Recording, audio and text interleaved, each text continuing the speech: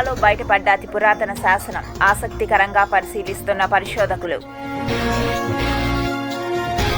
హైవేపై పేలిన gas ట్యాంకర్లు, 5గురు దుర్మరణం, పలువురికి తీవ్ర గాయాలు. షర్మిలపై ఫోకస్, జగన్తో శైలజానాథ్ మంతనాలు.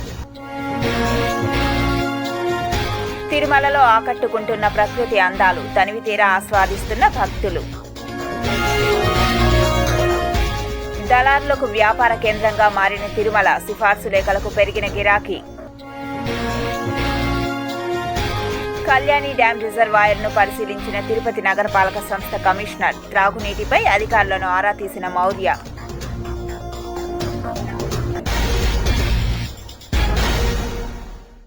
నైరుతి బంగాళాఖాతంలో ఏర్పడిన అల్పపీడనం నేడు ఉత్తర తమిళనాడు, దక్షిణ ఆంధ్రప్రదేశ్ వైపు కదలనుంది. ఆ తర్వాత శనివారం నాటికి ఏపీ తీరానికి చేరుకుంటుంది. ఏపీ వ్యాప్తంగా అక్కడక్కడ తేలికపాటి నుంచి మోస్తరు వర్షాలు కురుస్తాయని ఐఎండీ పేర్కొంది.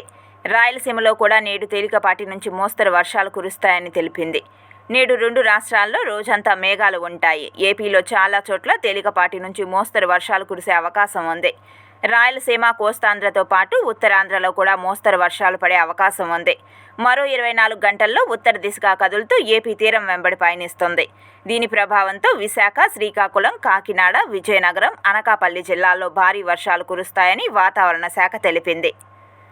మిగిలిన జిల్లాల్లో తేలికపాటి నుంచి మోస్తరు వర్షాలు కురుస్తాయని అంచనా వేసింది.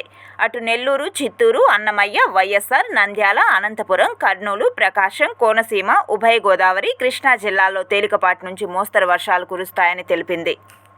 తిరుమల శ్రీవారి దర్శనం కోసం ఒక్కొక్కరిది ఒక్కో ప్రయాస. ఎలాగైనా తిరుమల శ్రీవారిని దర్శించుకోవాలన్న ఆతృత సామాన్యుడి నుంచి సంపన్నుడి దాకా వెంకన్న దర్శనం కోసం చేసే ప్రయత్నం కొందరు దళారులకు వ్యాపారంగా మారింది. తిరుమల శ్రీవారి దర్శనానికి సిఫార్సు లేఖలకు గిరాకీ నెలకొంది. ఆన్లైన్, ఆఫ్లైన్లో శ్రీవారి దర్శనం టికెట్లు లభించని కొందరు భక్తులు, సిఫార్సు లేఖలు దక్కని మరికొందరు అవసరమే ఆసరాగా తిరుమలలో దళారుల దందా కొనసాగుతుంది. కొండపై దళారు వ్యవస్థకు మంగళం పాడేలా ఎన్నో చర్యలు చేపట్టిన టీటీడీ పటిష్ట నిఘా కొనసాగిస్తోంది. అయినా ఏదో ఒకలా దళారీల దందా కంటిన్యూ అవుతూనే ఉంది. ఇందులో భాగంగానే వీఐపీల సిఫార్సు లేఖలు దళారులకు ఆదాయ వనరుగా మారిపోయింది. ప్రజాప్రతినిధులకు, ప్రముఖులకు పీఆర్ఓలు, పీఏలుగా వ్యవహరిస్తున్న కొందరు దళారీలతో చేతులు కలిపి వెంకన్న దర్శనంలో చేతివాటాన్ని ప్రదర్శిస్తున్నారు. ఇలా అడ్డంగా దొరికిపోతున్నారు. ఇలా శ్రీవారి దర్శనం కోసం దేశ విదేశాల నుంచి వచ్చే భక్తులకు దర్శనం టికెట్లు, వసతి గదులు అధిక ధరలకు విక్రయించి జేబులు నింపుకుంటున్నారు. కొత్త ప్రభుత్వం రాష్ట్రంలో అధికారంలోకి వచ్చాక తిరుమల ప్రక్షాళనపై దృష్టి సారించడంతో తిరుమలలో దళారీల దందాకు కళ్లెం వేసేలా నిఘా పెరిగింది. టీటీడీ విజిలెన్స్ వింగ్, పోలీస్ శాఖ సంయుక్తంగా దృష్టి సారించి దళారీలను ఏరివేసే పని ప్రారంభమైంది. సిఆర్ఓ ఆఫీసు, జేఈఓ కార్యాలయం, ఎంబీసీ 34, వైకుంఠం క్యూ కాంప్లెక్స్ల వద్ద నిఘా పెరిగింది. అనుమానితులను అదుపులోకి తీసుకుని కూపీలాగుతున్న విజిలెన్స్ వింగ్ దళారీ వ్యవస్థలో అసలు సూత్రధారుల పాత్రలను బయటపెడుతోంది. గత 5 ఏళ్లుగా తిరుమలలో కొనసాగిన దళారీల దందాపై నమోదైన కేసులను పరిశీలిస్తోంది. 2019లో 50, 2020లో 34, 2021లో 46, 2022లో 72, 2023లో 57, 2024లో ఇప్పటిదాకా 38 కేసులు నమోదైనట్లు టీటీడీ విజిలెన్స్ విభాగం లెక్కలు స్పష్టం చేస్తున్నాయి. కూటమి ప్రభుత్వం అధికారంలోకి వచ్చిన తర్వాత 4 నెలల్లో 15 కేసులు నమోదు కాగా దళారులు, ఇతర మోసగాళ్ల మోసాలపై 64 వరకు ఫిర్యాదులు విజిలెన్స్కు వచ్చాయి. ఈ మధ్యనే YCP MLC PA VIP break దర్శనం టికెట్లను 65,000 రూపాయలకు విక్రయించినట్లు తిరుమల 1 టౌన్ పిఎస్లో కేసు నమోదైంది. పుదుచ్చేరి సీఎం కార్యాలయం నుంచి సిఫార్సు లేఖను పొందిన దళారీ వీఐపీ బ్రేక్ దర్శనం టికెట్లను విక్రయించి అడ్డంగా దొరికిపోయాడు. ఇక తిరుపతిలోని శ్రీనివాసం, విష్ణు నివాసం అతిథి గృహాల్లోనూ దళారీల దందా కొనసాగుతున్నట్లు విజిలెన్స్ గుర్తించింది. లాకర్లు తీసుకునే భక్తులను బురిడి కొట్టించిన ఆన్లైన్ మోసగాడి వ్యవహారం కూడా వెలుగు చూస్తుంది. ఆధార్తో శ్రీవారి దర్శనం గదులను తరచూ తీసుకునే వారిని గుర్తించేందుకు టీటీడీ ఆధార్ సీడింగ్ను కూడా ప్రారంభించబోతుంది. ఈ మేరకు అనుమతులు తీసుకుంటున్న టీటీడీ రాష్ట్ర ప్రభుత్వం నోటిఫికేషన్ విడుదల చేయగానే పూర్తి స్థాయిలో ఆధార్ డేటాతో దళారులను గుర్తించే పని చేపట్టనుంది. దళారులను గుర్తించేందుకు టోల్ ఫ్రీ నంబర్ 180042544141ను కూడా అందుబాటులోకి తెచ్చింది. ఇక వీఐపీ సిఫార్సు లేఖలే దళారీల దందాకు ఆదాయ వనరుగా మారిపోగా మరోవైపు సిఫార్సు లేఖపై ఒక్కొక్కరిది ఒక్కో వాదనగా మారిపోయింది. తెలంగాణ నుంచి వచ్చే వీఐపీ సిఫార్సు లేఖలను అనుమతించని టీటీడీ వైఖరిపై ఆ రాష్ట్ర ప్రజాప్రతినిధుల డిమాండ్ ఇప్పుడు చర్చగా మారింది. తెలంగాణ ప్రజాప్రతినిధులు స్వయంగా వస్తే దర్శన అవకాశం కల్పిస్తున్న టీటీడీ సిఫార్సు చేస్తే అనుమతించని పరిస్థితి ఉంది. దీంతో ఆ రాష్ట్రానికి చెందిన అన్ని రాజకీయ పార్టీల నేతలందరూ టీటీడీ తమ సిఫార్సులను పరిగణలోకి తీసుకోవాలని డిమాండ్ చేస్తున్నారు. గుడ్ మార్నింగ్ అండి. నిన్నటి దినం మనకు విజిలెన్స్ వారు ఒక ఫిర్యాదు ఇవ్వడం జరిగింది. ఈ ఫిర్యాదు సారాంశం ఏమంటే ఐటీబీపీ కానిస్టేబుల్ చంద్రశేఖర్ అనే ఆయన బెంగళూరుకు చెందిన ఇద్దరు భక్తులు హరిబాబు, జగదీష్ అనే వారి దగ్గర నుంచి ఒకరి దగ్గర 50,000 రూపాయలు, అదేవిధంగా ఒకరి దగ్గర 20,000 రూపాయలు తీసుకొని బ్రేక్ దర్శనం చేయిస్తానని చెప్పి వాళ్ళకి 300 రూపాయల టికెట్ ఇవ్వడం జరిగింది. దాన్ని గుర్తించి విజిలెన్స్ అధికారులు ఫిర్యాదు ఇవ్వడం వల్ల దాని మీద కేసు నమోదు చేయడం జరిగింది. దర్యాప్తు చేసి తదుపరి వివరాలు మళ్ళీ వెల్లడిస్తారు. తిరుమల తిరుపతి దేవస్థానంలో అనేక అనుమానాలకు, సందేహాలకు, విమర్శలకు తావిచ్చిన శ్రీవాణి ట్రస్టును పేరు మార్పు చేసి పారదర్శక విధానం ద్వారా అమలు చేయాలనుకుంటున్న పరిస్థితిపై టీటీడీ చైర్మన్ బిఆర్ నాయుడు కొంత సంకటమైన పరిస్థితిని ఎదుర్కొంటున్నారు. ఇప్పటికిప్పుడు శ్రీవాణి ట్రస్ట్ అదే పేరుతో కాకుండా మరో పేరు మార్పు చేస్తే తప్పనిసరిగా కేంద్ర ప్రభుత్వానికి దీనిపై 40% జీఎస్టీ పన్ను రూపంలో చెల్లించాల్సి వస్తుందని టీటీడీలోని చార్టెడ్ అకౌంటెంట్లు నివేదిక ఇవ్వడంతో టీటీడీ చైర్మన్ ఆలోచనలో పడ్డారు. టీటీడీ ధర్మకర్తల మండలి చైర్మన్గా నియమితులైన మొదటిగా శ్రీవాణి ట్రస్టును పారదర్శకంగా అమలు చేస్తామని ప్రకటించడం జరిగింది. అంతేకాకుండా ఈ ట్రస్టుపై జరుగుతున్న అవకతవకలను రాష్ట్ర ముఖ్యమంత్రి చంద్రబాబు నాయుడు, డిప్యూటీ ముఖ్యమంత్రి పవన్ కళ్యాణ్ కూడా ఎన్నికలకు ముందు ప్రజల ముందు ఎండగట్టారు. దీంతో శ్రీవాణి ట్రస్టుపై టీటీడీ ఎటువంటి నిర్ణయం తీసుకుంటుందోనని దేశవ్యాప్తంగా భక్తులు ఆసక్తిగా ఎదురుచూస్తున్న తరుణంలో టీటీడీలోని చార్టెడ్ అకౌంటెంట్లు 40% జీఎస్టీ కేంద్రానికి చెల్లించాల్సి వస్తుందని సమాచారం అందించిన నేపథ్యంలో పాలక మండలి చైర్మన్ హోదాలో బిఆర్ నాయుడు శ్రీవాణి ట్రస్ట్ వ్యవహారంపై టీటీడీకి భారం లేకుండా తాడో పేడో తేల్చాలని నిర్ణయించారు. బంగాళాఖాతంలో ఏర్పడిన అల్పపీడనంతో తిరుమలలో వాతావరణం మారిపోయింది.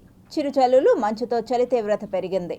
వర్షాలతో ఈ చలికాలం ఉష్ణోగ్రతలు మరింత తగ్గిపోయాయి.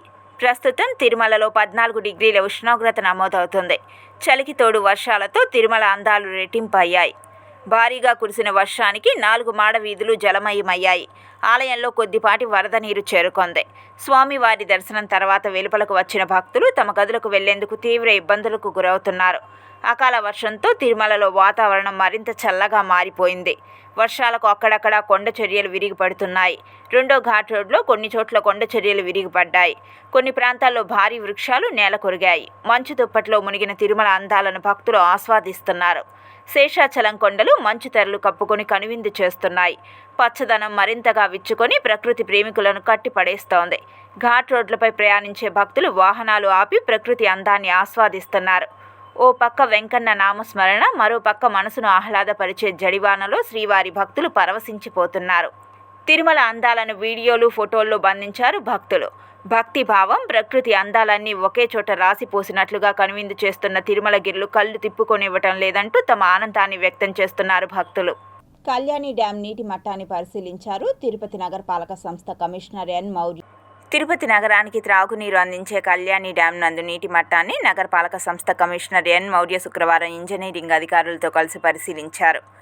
కళ్యాణి డ్యాం 900 MCFT సామర్థ్యం కలిగి ఉందని, ప్రస్తుతం 310 MCFTల నీటి మట్టం ఉందని, ఇన్ఫ్లో, అవుట్ఫ్లో తదితర విషయాలను ఇంజనీరింగ్ అధికారులు కమిషనర్కు వివరించారు. ఈ సందర్భంగా కమిషనర్ మాట్లాడుతూ నగరంలోని ప్రజలకు త్రాగునీటి ఇబ్బందులు రాకుండా చూడాలని అన్నారు.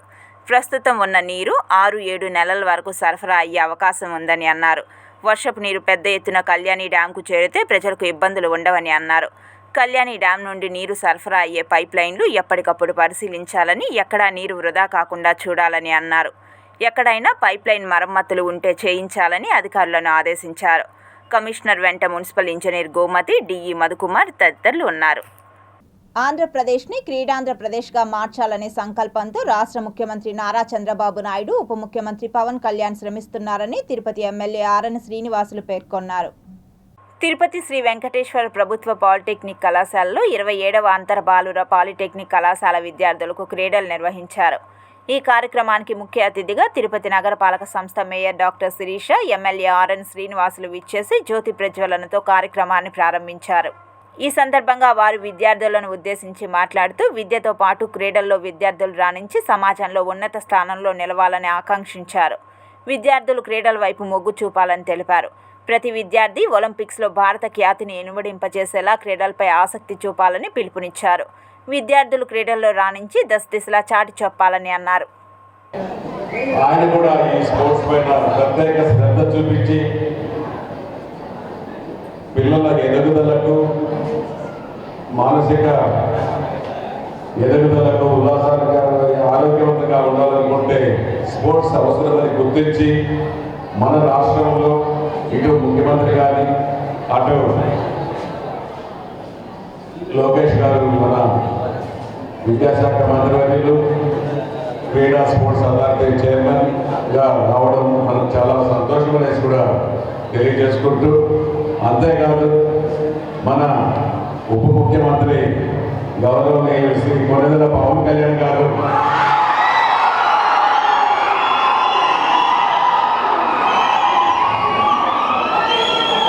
మన రాష్ట్రంలో, మన రాష్ట్రానికి ఒక మంచి దిక్సూచిగా, ఒక చరిష్మా కలిగిన నాయకుడిగా గౌరవ ముఖ్యమంత్రికి తోడుగా సహాయ సహకారాలు అందిస్తున్నారు. ఆయన మొట్టమొదటి సినిమా కూడా అక్కడ అమ్మాయి, ఇక్కడ అబ్బాయి, ఇది కూడా ఒక స్పోర్ట్స్తో మొదలైంది. అది మనకి జీవితంలో కూడా ఉపయోగపడుతుంది. ఫెయిల్యూర్స్ని ఎలా హ్యాండిల్ చేయాలి అనేది తెలిసేదే స్పోర్ట్స్ నుంచి. ఎందుకంటే మన జీవితం అన్నీ సక్సెస్ ఉండదు, ఎన్నో ఫెయిల్యూర్స్ని మనం చూస్తాం చిన్నప్పటి నుంచి మన లైఫ్లో. సో ఎవరైతే ఫెయిల్యూర్స్ని బెస్ట్గా హ్యాండిల్ చేస్తారో వాళ్ళు సక్సెస్ని కూడా అలాగే రీచ్ అవుతారు, అలాగే సస్టైన్ అవుతారు. సో ఎవరు ఆ విధంగా ఫెయిల్యూర్స్ నుంచి సక్సెస్ అవుతారో వాళ్ళు ఖచ్చితంగా చాలా పై స్థాయికి ఎదుగుతారు. సో స్పోర్ట్స్ నుంచి we learn how to handle failures and achieve success. తిరుమలలో ప్రణాళికాబద్ధమైన అభివృద్ధి, పర్యావరణ నిర్వహణ, వారసత్వ పరిరక్షణపైన దృష్టి సారించడానికి ఇటీవల తిరుమలలో జరిగిన టీటీడీ బోర్డు తిరుమల విజన్ 2047కు శ్రీకారం చుట్టింది. స్వర్ణాంధ్ర విజన్ 2047కి అనుగుణంగా తిరుమలలో ప్రణాళికాబద్ధమైన అభివృద్ధి, పర్యావరణ నిర్వహణ, వారసత్వ పరిరక్షణపైన దృష్టి సారించడానికి వ్యూహాత్మక ప్రణాళికతో తిరుమల విజన్ 2047ను టీటీడీ ప్రారంభించింది. టీటీడీ లక్ష్యాన్ని ముందుకు తీసుకువెళ్లడానికి ప్రఖ్యాత ఏజెన్సీలను ఆహ్వానిస్తూ ప్రతిపాదనల కోసం ఆర్ఎఫ్పిని విడుదల చేసింది. తిరుమలలో ఆధ్యాత్మిక, చారిత్రక, సాంస్కృతిక, పవిత్ర సంస్కృతిని, వారసత్వాన్ని గౌరవించి ముందు చూపుతో భక్తులకు సౌకర్యాలు, వసతి మెరుగుపరచాలని భావిస్తున్న టీటీడీ ఈ మేరకు శాశ్వతమైన వ్యూహాలను అమలు చేయడానికి వివిధ కన్సల్టెంట్ల నుండి ప్రతిపాదనలను ఆహ్వానిస్తోంది. ఆధునిక పట్టణ ప్రణాళిక నిబంధనలను అనుసరిస్తూ తిరుమల పవిత్రతను మరింత పెంపొందించే దిశగా ఉత్తమ ప్రణాళికలు, పర్యావరణ పరిరక్షణ బాధ్యత, వారసత్వ పరిరక్షణ బాధ్యత తీసుకుని ప్రపంచంలోనే తిరుమలను రోల్ మోడల్గా తీర్చిదిద్దేందుకు టీటీడీ ప్రయత్నం చేస్తోంది. ఈ క్రమంలోనే పట్టణ ప్రణాళికకు సంబంధించి ఆర్కిటెక్చర్, ఇంజనీరింగ్, వారసత్వ పరిరక్షణ, పర్యావరణ నిర్వహణపైన ప్రత్యేక నైపుణ్యం కలిగిన పలు ఏజెన్సీల నుంచి ప్రతిపాదనలను ఆహ్వానిస్తోంది. తిరుమల అభివృద్ధిపై దీర్ఘకాలిక ప్రణాళికలను సిద్ధం చేయడం, ప్రస్తుత భవిష్యత్ అవసరాలను దృష్టిలో పెట్టుకుని జోనల్ అభివృద్ధి ప్రణాళికలను సవరించడం, భక్తుల సౌకర్యాలను మెరుగుపరచడానికి భవిష్యత్ వ్యూహాలను రూపొందించడం, వీటికి సంబంధించి వివరణాత్మకమైన డిపిఆర్లు తయారు చేయడం ఈ ఏజెన్సీలు చేయవలసి ఉంది. 3 వారాల్లోగా ఆసక్తికర ఏజెన్సీల నుండి తమ ప్రతిపాదనలను సమర్పించాల్సిందిగా టీటీడీ కోరుతోంది. తిరుమలలో రాబో తరాల కోసం మరింతగా ఆధ్యాత్మిక, సాంస్కృతిక పవిత్రతను కాపాడడమే ఈ ప్రణాళిక యొక్క ప్రధాన లక్ష్యంగా పనిచేయనుంది టీటీడీ. అందుకే తిరుమల విజన్ 2047పై ఫోకస్ పెట్టింది. రానున్న మహాశివరాత్రి బ్రహ్మోత్సవాలను సమన్వయంతో విజయవంతం చేద్దామని శ్రీకాళహస్తీశ్వర ఆలయ ఈవో బాపిరెడ్డి పేర్కొన్నారు. పరిపాలన భవనంలో ఆలయ అన్ని శాఖల ఉద్యోగులతో ఈవో సమావేశం నిర్వహించారు. ఈ సందర్భంగా ఈవో మాట్లాడుతూ ఫిబ్రవరిలో మహాశివరాత్రి బ్రహ్మోత్సవాలు రానున్నాయని అన్నారు. ఇందుకు ఇప్పటి నుంచే ప్రణాళికాబద్ధంగా పనులు ప్రారంభించాలన్నారు. ఆయా శాఖల వారు తమకు అప్పగించిన పనులను సమన్వయంతో పూర్తి చేయాలని చెప్పారు. భక్తులకు ఎలాంటి ఇబ్బందులు తలెత్తకుండా అన్ని చర్యలు తీసుకుంటున్నట్లు తెలిపారు. రాష్ట్ర ప్రభుత్వం ఇచ్చిన మాటకు కట్టుబడి విద్యార్థులకు పెండింగ్లో ఉన్న ఫీజు బకాయిలను వెంటనే చెల్లించాలని ఏఐఎస్ఎఫ్ నాయకులు ఎస్వి యూనివర్సిటీ ఏడీ బిల్డింగ్ ముందు ఆందోళనకు దిగారు. కానీ గత నవంబర్లో కేవలం 1 క్వార్టర్ ఫీజులు మాత్రమే విడుదల చేసి మిగతా 3 క్వార్టర్ ఫీజులని కూడా ఉన్నటువంటి ఎలక్షన్ కోడ్ అయిపోతానే రిలీజ్ చేస్తామన్నారు. మరి ఎలక్షన్లు అయిపోయినా ఎన్నికలు అయిపోయి కూడా సుమారుగా 6-7 నెలలు గడుస్తున్నా ఇంతవరకు జేవిడి స్కీమ్ కింద నిధులు విడుదల చేయడం వల్ల విద్యార్థులు అనేక తీవ్ర ఇబ్బందులకు గురవుతున్నారు. ముఖ్యంగా 3 క్వార్టర్ల ఫీజులే కాకుండా ఈరోజు రాష్ట్రంలో ఉన్నటువంటి ఎస్సీ, ఎస్టీ, బీసీ, మైనారిటీ విద్యార్థులకి తీవ్ర నష్టంగా వాళ్ళంతా కూడా చదువులు పూర్తయినా కూడా ఇబ్బందులు పడుతున్నారు. ఈరోజు ఎక్కడ చూసినా కూడా ఉద్యోగాలు లేనటువంటి పరిస్థితి. ఉద్యోగాలు వచ్చినటువంటి విద్యార్థులు కాలేజీలకు వెళ్తే సర్టిఫికేట్లు కావాలంటే ఫీజులు చెల్లించిందని చెప్పేసి మేనేజ్మెంట్స్ ఒకవైపు ఒత్తిడి చేస్తూ ఉన్నారు. ప్రభుత్వానికి విన్నవించాం. గతంలో నారా లోకేష్ గారు అసెంబ్లీ సాక్షిగా హామీలు ఇచ్చారు. మమ్మల్ని అందరినీ కూడా చర్చలకు పిలవడం జరిగింది. విజయవాడ కేంద్రంగా చర్చలకు పిలిచి నవంబర్ 27వ తారీఖు లోపల పూర్తి స్థాయిలో నేను రిలీజ్ చేసే బాధ్యత నాదని చెప్పాడు. మరి నవంబర్ 27 అయిపోయింది, ఈరోజు డిసెంబర్ 20వ తారీఖు వచ్చింది. నువ్వు ఇచ్చిన టైం కూడా అయిపోయింది, కానీ ₹1 కూడా నిధులు ఎక్కడ కూడా ఈరోజు జమ చేసిన పరిస్థితి కావడం లేదు. కాబట్టి రాష్ట్ర ప్రభుత్వాన్ని ఒకటే కోరుతా ఉన్నాం, రాష్ట్ర వ్యాప్తంగా పెండింగ్లో ఉన్నటువంటి 3,550 కోట్ల రూపాయలు స్కాలర్షిప్ను వెంటనే విడుదల చేయాలని చెప్పి, అదేవిధంగా రాష్ట్ర వ్యాప్తంగా కూడా ఈరోజు యూనివర్సిటీలో ఈరోజు ఇక్కడ ఇంటర్మీడియట్కి మధ్యాహ్న భోజనం పెడుతున్నారు. లేకపోతే తిరుమల తిరుపతి దేవస్థానంలో పైన విదేశాల నుంచి లేకపోతే వివిధ దేశాల నుంచి వచ్చినటువంటి యాత్రికులకి ఉచిత భోజనం పెడుతున్నారు. ఈ తిరుపతి కింద ఎస్సీ యూనివర్సిటీలో ఉన్నటువంటి పేద విద్యార్థులకి ఎటువంటి మెస్సు బిల్లులు వసూలు చేయకుండా ఫ్రీ మీల్స్ని ఏర్పాటు చేయాలని చెప్పి కూడా ఏఐఎస్ఎఫ్గా డిమాండ్ చేస్తూ ఉన్నాం. అదేవిధంగా రాష్ట్ర వ్యాప్తంగా ఖాళీ ఉన్నటువంటి టీచింగ్ని అదేవిధంగా ప్రొఫెసర్ పోస్టును భర్తీ చేయాలని చెప్పి కూడా ఏఐఎస్ఎఫ్గా డిమాండ్ చేస్తూ ఉన్నాం. రోడ్లు, రహదారులు అభివృద్ధి చెందితేనే ప్రాంతం, రాష్ట్రం, దేశం అభివృద్ధి చెందుతుందని చిత్తూరు ఎమ్మెల్యే గురజాల జగన్మోహన్ జిల్లా కలెక్టర్ సుమిత్ కుమార్ పేర్కొన్నారు. చిత్తూరు నగరంలోని నాగయ్య కళాక్షేత్రంలో చిత్తూరు నగరాన్ని స్మార్ట్ సిటీగా అభివృద్ధి చేస్తామనే అంశంపై ఎమ్మెల్యే గురజాల జగన్మోహన్ అధ్యక్షతన అభివృద్ధి కమిటీ సభ్యులు, మేధావులు ఈ రోడ్డు విస్తరణలో బిల్డింగ్లు కోల్పోతున్న యజమానులతో సుదీర్ఘ సమావేశాన్ని ఏర్పాటు చేశారు. ఈ సందర్భంగా మాట్లాడుతూ రోడ్లు విస్తారంగా ఉంటే అభివృద్ధికి బాటలు వేసినట్లని అన్నారు. గత కొన్ని సంవత్సరాలుగా ఒకే విధమైన రోడ్లు ఉండడం వల్ల చిత్తూరు అభివృద్ధికి నోచుకోలేదని తెలిపారు. పెరిగిన జనాభా, వాహనాల రద్దీ కారణంగా చిత్తూరు హైరోడ్డు ఇరుకుగా తయారైందని అన్నారు. ఈ రోడ్డును విస్తరించకపోతే చిత్తూరు నగరం అభివృద్ధికి నోచుకోదని తెలిపారు. రోడ్డు విస్తరణలో భవనాలు కోల్పోయే యజమానులకు పరిహారంతో పాటు టీడీఆర్ బాండ్లు ఇస్తామని తెలిపారు. వీటిని ఎక్కడైనా విక్రయించుకోవచ్చని కలెక్టర్ తెలిపారు. రాజమహేంద్రవరం తదితర ప్రాంతాల్లో వితమానులకు టీడీఆర్ బాండ్లు ఇచ్చినట్లు తెలిపారు. ఎమ్మెల్యే గురజాల జగన్మోహన్ మాట్లాడుతూ పీడీఆర్ బాండ్లపై అపోహలు వద్దని రాష్ట్ర ముఖ్యమంత్రి నారా చంద్రబాబు నాయుడు దృష్టికి తీసుకువెళ్లి యజమానులకు ప్రోత్సాహకాలు ఇప్పిస్తామని హామీ ఇచ్చారు. ఈ కార్యక్రమంలో మాజీ ఎమ్మెల్సీ దొరబాబు, మేయర్ ఆముద, అదనపు కలెక్టర్ హిమవంశీ, ఆర్డీఓ శ్రీనివాసులు, మాజీ ఎమ్మెల్యే మనోహర్, పట్టణ ప్రముఖులు తదితరులు పాల్గొన్నారు. ఇప్పుడు తిరుపతి నుంచి చెన్నై డబుల్ లైన్ చేయడం జరుగుతుంది. చిత్తూరు పర్చూరు ఒక హైవే జరుగుతుంది. చెన్నై బెంగళూరు ఎక్స్ప్రెస్ వే ఒక సంవత్సరంన్నరలో కంప్లీట్ అయిపోతుంది. ఖచ్చితంగా అక్కడ రైతులు భూమి ఇచ్చి, రైతులకి కంపెన్సేషన్ ఇచ్చి, రైతులతో మాట్లాడి ఏ ఇబ్బంది లేకుండా ప్రశాంతంగా అడ్మినిస్ట్రేషన్ ద్వారా, ప్రభుత్వం ద్వారా, సెంట్రల్ గవర్నమెంట్ ద్వారా కంప్లీట్ చేయడం జరుగుతుంది. ఇప్పుడు ఈ చిత్తూరు మళ్ళీ ఇంకొక పాయింట్. సో ఈ 20% ఎప్పుడైనా మీరు ఒక టౌన్కి వెళ్తే ఏం టౌన్లో పొంగునూరు, పల్లంనేరు, కుప్పం, నగరి, చిత్తూరు ఎక్కడైనా డ్రైనేజ్ సిస్టమ్ లేదు. ఏ విషయంలోనైనా కూడా ప్రజలకు న్యాయం జరిగినాకే రోడ్ వైడనింగ్ చేపడతాము. 1/6 ప్రభుత్వం ఏవైతే ఖాళీలు ఉన్నాయో వాటన్నింటిని మాత్రం రెడీ చేసుకోమని ఆదేశాలు ఇచ్చాం. వారు పనిచేస్తున్నారు. ఈ క్రమంలో వారు కూడా వచ్చి సహకరించినందుకు హైరోడ్ అసోసియేషన్ బిల్డింగ్స్ వారికి నా ప్రత్యేక ధన్యవాదాలు తెలియజేసుకుంటున్నాను. ఒకటి నేను మీడియాకైనా కూడా ప్రజలకైనా ఒకటి చెప్పదలుచుకున్న, ఒక అభివృద్ధి జరగాలి అని ఆకాంక్షించినప్పుడు ఆనాడు పవన్ కళ్యాణ్ గారు ఆపోజిట్ పార్టీలో, మేబీ మా పార్టీలో లేరు కాబట్టి వారు అప్పుడు ఏమున్న సమస్యని వీరు చెప్పింది విని చెప్పుండొచ్చు. ఇప్పుడు అందరూ కలిసి ఉన్నాం కాబట్టి వారి సహాయాన్ని కూడా కోరి వీళ్ళకి న్యాయం అయ్యే విధంగా యాజ్ ఏ ఎమ్మెల్యేగా నా బాధ్యత, కలెక్టర్ గారు కూడా స్పందించి దీనిపైన అనుకూలంగా ఉంటాం అందరూ కూడా. వివేకానంద స్వామి లాంటి వారు ఈ దేశానికి ఎట్ట కావాలంటే ఒక ఇంటలెక్చువల్ కావాలా. అది ఎవరు అంటే ఒక చంద్రబాబు గారు. ఇంకొకటి ఏంటంటే శాంతి కాముకుడు కూడా కావాలన్నాడు. అది కూడా చంద్రబాబు గారిలోనే ఉంది ఆ లక్షణం. అల్లూరి సీతారామరాజు లాంటి పోరాట పటిమ, భగత్ సింగ్ లాంటి దేశభక్తి ఉన్న మా డిప్యూటీ సీఎం పవన్ కళ్యాణ్ గారు ఒకసారి మాట ఇస్తే కృష్ణార్జున్ లాంటి వారిద్దరూ కలయిక మాకిచ్చిన మాటకు తప్పగా నెరవేరుస్తారని, అన్ని సమస్యలను సాల్వ్ చేస్తారని మా యువ నాయకులు మా శాసనసభ్యులైన జగన్మోహన్ గారికి తప్పకుండా నిధులు ఇచ్చి సహకరిస్తారని మేము ప్రగాఢంగా విశ్వసిస్తున్నాం. మహిళలు ఆర్థిక స్వావలంబన దిశగా ప్రభుత్వ పథకాలను సద్వినియోగం చేసుకోవాలని అసిస్టెంట్ కలెక్టర్ హిమవంశీ తెలిపారు. శుక్రవారం జిల్లా సచివాలయంలోని జ్యోతిరావు ఫూలే భవనం నందుగల డిఆర్డీఏ సమావేశ మందిరంలో డిఆర్డీఏ జిల్లా సమాఖ్య 21వ వార్షిక మహాసభ నివేదిక కార్యక్రమంకు ముఖ్య అతిథిగా అసిస్టెంట్ కలెక్టర్ విచ్చేయగా డిఆర్డీఏ పీడీ శ్రీదేవి జిల్లా సమాఖ్య అధ్యక్షురాలు సుకన్యతో కలిసి జిల్లా సమాఖ్య మహిళలతో సమావేశం నిర్వహించారు. ఈ సమావేశంలో ఏపీడీ రవికుమార్, ఏపీఎంలు మధు, సుబ్బారెడ్డి, అరుణ, జ్యోతి, హేమ మహిళలు పాల్గొన్నారు. ఇంకా మనం 10 లక్షలు, 2 లక్షలు, 20 లక్షలు, 50 లక్షలు అంటే ఎంత అభివృద్ధి చెందగలిగితే అంత అభివృద్ధి చెందాలి, అంత స్కేల్ అప్ చేయాలి, అంతమందికి ఎక్కువ మందికి ఉద్యోగాలు ప్రొవైడ్ చేయడానికి చూడాలి. సో కాబట్టి మనం టైమ్లీ లోన్స్ తీసుకున్నవి కట్టేయడం మనకు ఇట్ ఈస్ ఇంపార్టెంట్.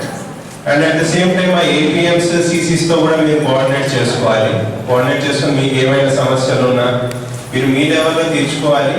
మీ దగ్గర తెగలేదు అని అంటే మీరు పీడీ మేడం దగ్గర కానీ, నా దగ్గర కానీ, కలెక్టర్ సార్ దగ్గర కానీ తీసుకురండి. We will always support you in that. రాజ్యాంగం లేకపోతే రాజకీయమే లేదని కేంద్ర హోంమంత్రి అమిత్ షాపై తీవ్ర స్థాయిలో మండిపడ్డారు తిరుపతి మాజీ ఎంపీ డాక్టర్ చింతామోహన్. పబ్లిక్ లైఫ్లో ఉన్న గిఫ్ట్లు మనం స్వీకరించకూడదు, చేసింది పాపం.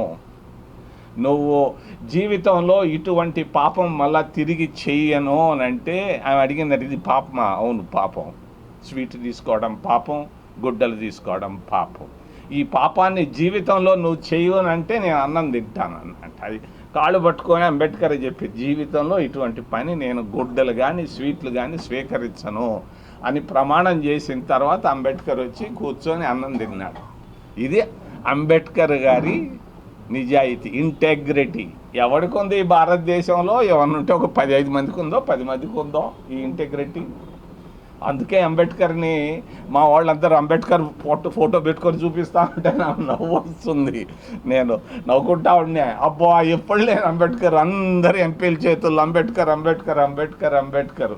1974లో నేను ఒక మీటింగ్ ఏర్పాటు చేశాను, అంబేద్కర్ డేని, April 14th. తవనంపల్లి మండలంలోని అరగొండ అపోలో హాస్పిటల్లో అత్యాధునిక విధానం ద్వారా షోల్డర్ రీప్లేస్మెంట్ సర్జరీ విజయవంతంగా నిర్వహించినట్లు ఆర్థోపెడిక్ సర్జన్లు కార్తిక్ రెడ్డి, మదన్ మోహన్ రెడ్డి వెల్లడించారు. అరగొండ అపోలో ఆసుపత్రిలో ఏర్పాటు చేసిన మీడియా సమావేశంలో డాక్టర్లు వివరాలను వెల్లడించారు. సాంప్రదాయ పద్ధతుల ద్వారా జరిగే షోల్డర్ రీప్లేస్మెంట్ సర్జరీలు నేడు నూతన శకం ఆరంభమైందన్నారు. అరగొండ అపోలో ఆసుపత్రిలో కూడా అత్యాధునిక విధానం అందుబాటులో ఉందన్నారు. ఈ సర్జరీలో నొప్పి శాతం చాలా తక్కువగా ఉంటుందని, రోగులు త్వరగా కోలుకుంటారని తెలిపారు. అంటే షుగర్ ఉన్న వాళ్ళలో 5% ఈ ఆపరేషన్ అవసరం. 95% పీపుల్కి వచ్చేసి ఆపరేషన్ లేకుండా మందులు, ఫిజియోథెరపీ, ఇంజెక్షన్తో ట్రీట్ చేస్తాం. సో ఆపరేషన్ ఒక టెక్నికల్ ఆస్పెక్ట్ కార్తీక్ యాక్చువల్లీ చేస్తాం. సో ఫ్రోజన్ షోల్డర్ అంటారు, దాన్ని రివైవ్ చేయడము.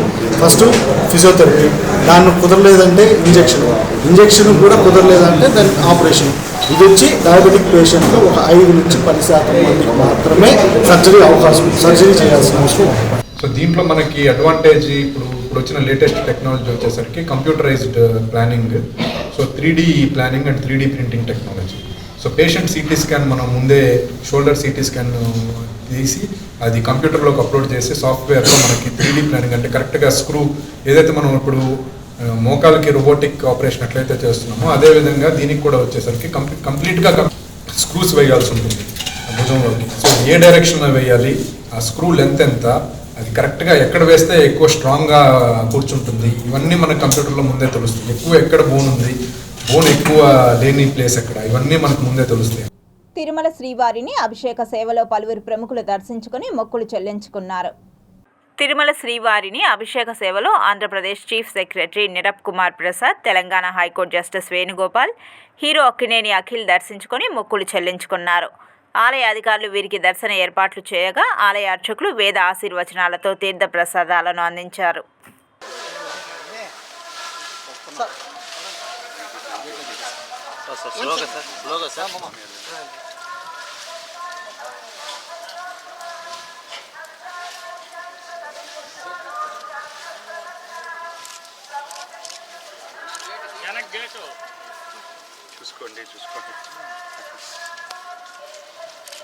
ధనుర్మాస పూజలు వైభవంగా కొనసాగుతున్నాయి. మంగళవారం ప్రత్యేక అర్చన, హారతి, పూజలు నిర్వహించారు. తిరుపతి పెద్దకాపు వీధిలోని శ్రీరామ భజన మందిరానందు ఉదయం 5 గంటల నుంచి 8 గంటల వరకు శ్రీరామనామ కీర్తనలను ఆలపించారు. ఈ సందర్భంగా రాముల వారి చిత్రపటానికి పూజలను నిర్వహించి భక్తులకు ప్రసాదాలు పంచిపెట్టారు. ఉభయదారులు ఈ సందర్భంగా భజన మండలి సభ్యులు వెంకటనారాయణ మాట్లాడుతూ అతి పవిత్రమైన ధనుర్మాసంలో నెల రోజుల పాటు ఆలయాల్లో పూజలు నిర్వహించి భజనలు చేయడం వలన వైకుంఠ ప్రాప్తి లభిస్తుందని అనేక పురాణాల్లో ఉన్నదని గుర్తు చేశారు. ఈ కార్యక్రమంలో కె చిన్నబ్బ వెంకటనారాయణ, మునికృష్ణయ్య, బాలసుబ్రహ్మణ్యం, సుబ్బారెడ్డి, జీవన్ రెడ్డి, రాయలసీమ రంగస్థలం చైర్మన్ గుండాల గోపీనాథ్, కార్యదర్శి కెఎన్ రాజా, గాయకులు సోము ఉమాపతి, వాసుదేవరెడ్డి, తిరుపాల్ ఆచారి, మునికృష్ణయ్య, తొండమనాటి సుబ్రహ్మణ్యం రెడ్డి, కాగితాల చంద్రారెడ్డి తదితరులు పాల్గొన్నారు. ఈ కార్యక్రమంలో భక్తులంతా పాల్గొని రాముల యొక్క కృప పాత్ర వాళ్ళని కోరుకుంటూ ఓం నమో వెంకటేశాయ. రామ భజన మందిరంలో ఈ నెలంతా భజన చేస్తున్నాం కాబట్టి భక్తులందరూ విచ్చేసి ఈ భజన కార్యక్రమంలో పాల్గొని స్వామివారి కృపకు పాత్రలు అవ్వాలని మరీ కోరుతున్నాం. రామకృష్ణ వివేకానంద భావ ప్రచార పరిషత్ రాయలసీమ విభాగం ఈ నెల 23, 24, 25 తారీఖులలో జరిపే 6వ భక్త సమ్మేళనంలో పాల్గొని ఆత్మానందం పొందవలసిందిగా నిర్వాహకులు కోరారు. స్వామీజీలు ఉండి నడిపేటువంటి 283 కేంద్రాలు, వేల సంఖ్యలో భక్తులు నడిపేటువంటి కేంద్రాల్లో ఈ పండగ శారదామాత జయంతి జరపబోతున్నాం. ఈరోజు ర్యాలీ ఉంటుంది. సాయంకాలం 22వ తారీఖున ఉదయం నుంచి 5 గంటల నుంచి మంగళారతి, సుప్రభాతం, వేదమంత్ర పఠనం, తర్వాత ఈ కార్యక్రమంలో హోమం ఇవన్నీ ఉంటాయి. తర్వాత మధ్యాహ్నం ప్రవచనం, శ్రీ శారదామాత శారదాదేవి జయంతి సందర్భంగా ఆవిడ జీవితం సందేశం.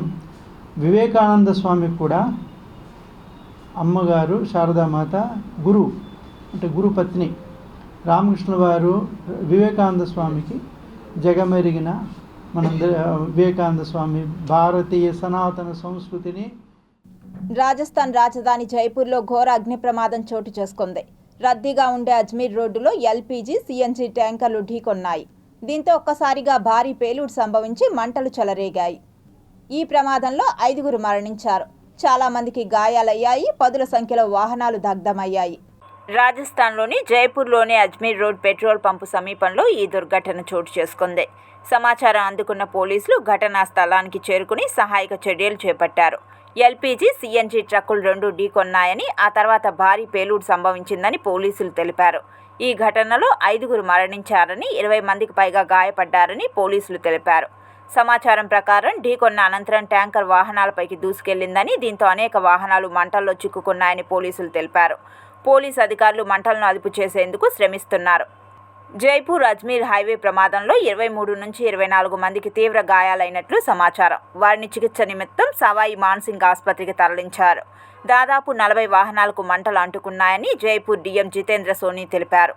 అగ్నిమాపక దళం, అంబులెన్సులు సంఘటనా స్థలానికి చేరుకున్నాయి. సహాయక చర్యలు కొనసాగుతున్నాయి. మంటలు అదుపులోకి వచ్చాయని, ఈ సంఘటనలో సుమారు 23 నుంచి 24 మంది గాయపడ్డారని జైపూర్ డీఎం తెలిపారు. కాలక్రమేణా చాలా భాషలు అంతరించిపోయాయి. పురాతన కాలం నుంచి చాలా భాషలు కాలగర్భంలో కలిసిపోయి ఉంటాయి. అయితే తాజాగా జార్జియాలోని పురావస్తు శాస్త్రవేత్తలు మరుగున పడిపోయిన నాగరికత రహస్యాలను వెలికితీశారు. బిష్లెమి సరస్సు ప్రాంతంలో ఒక బసాల్టు శాసనం బయటపడింది. దీనిపై ఓ పురాతన భాష కనిపించింది. ఈ ప్రాంతం ఇప్పటికే చారిత్రాత్మకంగా ప్రసిద్ధి చెందింది. ఎందుకంటే ఇక్కడ మానవ అవశేషాలు, అనేక పురాతన ఆవిష్కరణలు బయటపడ్డాయి. ఇప్పుడు ఈ కొత్త అన్వేషణ మరింత ఆసక్తిని పెంచింది. తాజాగా బయటపడిన కళాఖండం 9.4, 7.9 అంగుళాల పరిమాణంలో టాబ్లెట్ సైజులో ఉంది. ఒక అంతరిక్ష శిలపై 7 వరుసల్లో శాసనాలు చెక్కారు. 39 ప్రత్యేక అక్షరాలు, 60 శాసనాలు ఎడమ నుంచి కుడికి రాసినట్లు కనిపిస్తున్నాయి. ఈ అక్షరాలను చాలా ఖచ్చితత్వంతో చెక్కారు.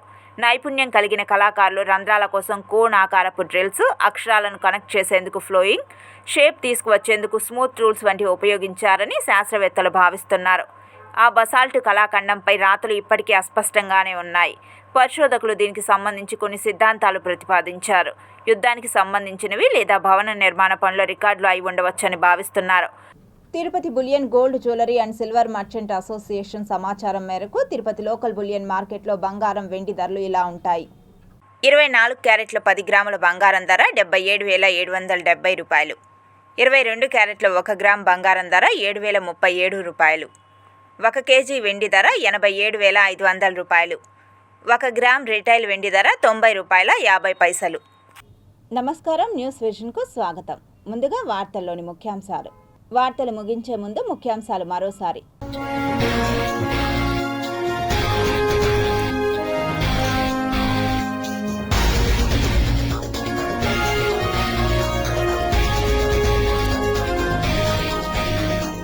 జార్జియాలో బయటపడ్డ అతి పురాతన శాసనం ఆసక్తికరంగా పరిశీలిస్తున్న పరిశోధకులు. హైవేపై పేలిన గ్యాస్ ట్యాంకర్లు, 5గురు దుర్మరణం, పలువురికి తీవ్ర గాయాలు. షర్మిలపై ఫోకస్, జగన్తో శైలజానాథ్ మంతనాలు. తిరుమలలో ఆకట్టుకుంటున్న ప్రకృతి అందాలు, తనివి తీరా ఆస్వాదిస్తున్న భక్తులు. దళారులకు వ్యాపార కేంద్రంగా మారిన తిరుమల, సిఫార్సు లేఖలకు పెరిగిన గిరాకీ. కళ్యాణి డ్యాం రిజర్వాయర్ను పరిశీలించిన తిరుపతి నగరపాలక సంస్థ కమిషనర్, త్రాగునీటిపై అధికారులను ఆరా తీసిన మౌర్య.